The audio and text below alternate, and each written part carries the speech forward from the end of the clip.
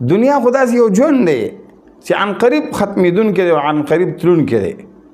عبدالرحمن فرمایي که نه په لاره چېرته ځمه او نه سفر کړمه او به سفر مې غوسېږي لار د عمر او عاقبت به د اجل په مقراس غوس شي او پیوست به مدام نه وي تار د عمر او ګره بیا د وار په دا دنیا نشته رحمانه په هر چا چې یو ځل تیر شي وار د عمر.